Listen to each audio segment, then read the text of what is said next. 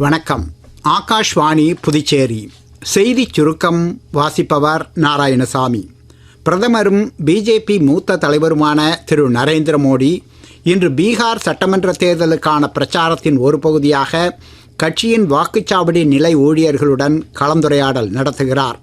பீகார் சட்டமன்ற தேர்தலுக்கான 71 வேட்பாளர்கள் கொண்ட முதல் பட்டியலை பிஜேபி நேற்று வெளியிட்டது.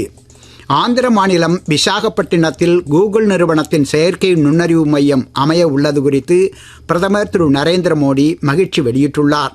இம்மையத்தினால் அதிநவீன தொழில்நுட்ப வசதிகள் மக்களுக்கு கிடைக்கவும், டிஜிட்டல் பொருளாதாரம் வலுப்பெறவும், உலக அளவிலான தொழில்நுட்பத் துறையில் முன்னணி நாடாக இந்தியா மேம்படவும் ஏதுவாகும் என்று சமூக ஊடகத்தில் கூகுள் தலைமை செயல் அதிகாரி திரு சுந்தர் பிச்சை நேற்று வெளியிட்டுள்ள பதிவுக்கான பதிலில் பிரதமர் கூறியுள்ளார்.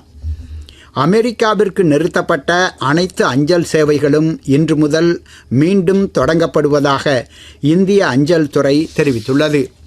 ராஜஸ்தானில் ஜெய்சால்மர் அருகே நேற்று தனியார் சொகுசு பேருந்தில் ஏற்பட்ட தீ விபத்தில் 20 பேர் உயிரிழந்துள்ளனர் மற்றும் 15 பேர் காயமடைந்துள்ளனர். இந்த துயர சம்பவத்திற்கு குடியரசுத் தலைவர் திருமதி திரௌபதி முர்மு, பிரதமர் திரு நரேந்திர மோடி ஆகியோர் இரங்கல் தெரிவித்துள்ளனர். உயிரிழந்தவர்களின் குடும்பத்தினருக்கு தலா 2 லட்சம் ரூபாயும், காயமடைந்தவர்களுக்கு தலா 50,000 ரூபாயும் வழங்கப்படும் என மத்திய அரசு அறிவித்துள்ளது.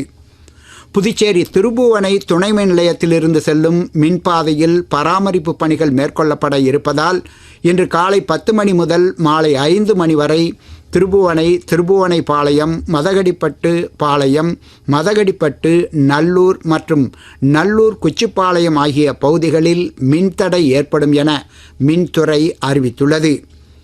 இத்துடன் இந்த செய்திச் சுருக்கம் நிறைவு பெறுகிறது.